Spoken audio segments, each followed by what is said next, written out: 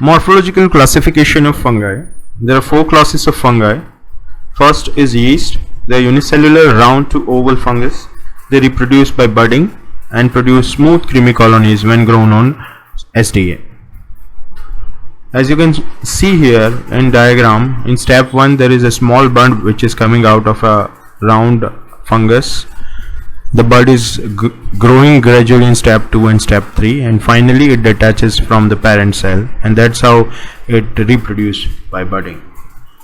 The second class is yeast-like fungus. They are also round to oval yeast cells, but sometimes they elongate and appear as pseudohyphae when they are attached with each other. They also reproduce by budding, and they also produce smooth creamy colonies on Seborrhoeides agar.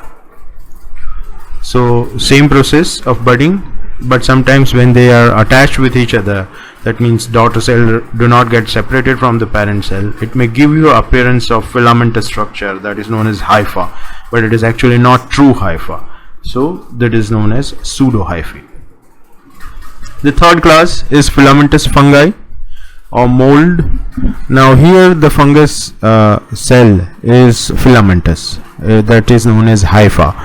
Now there could be septa in this fungus, so that is known as septate hyphae, and there could be no septa in the fungus, that is known as aseptate hyphae. So in diagram shown here, this is a aseptate hyphae and this one is having septa.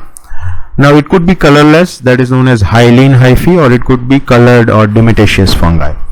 They reproduce by forming spores, and they give variable colonies on Seborrhoeides agar.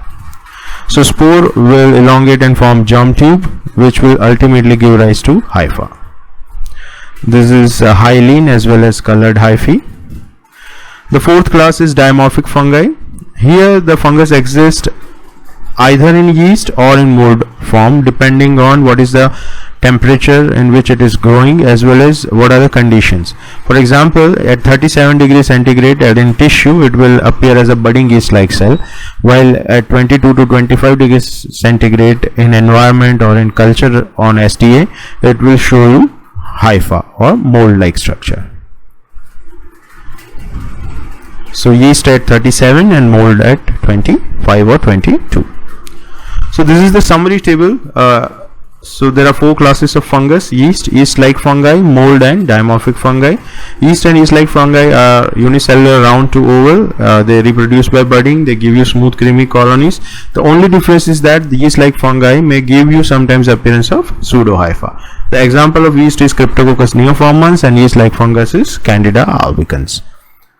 Cryptococcus neoformans, it is the most common cause of fungal meningitis in AIDS. We will discuss more that in future sessions of mycology.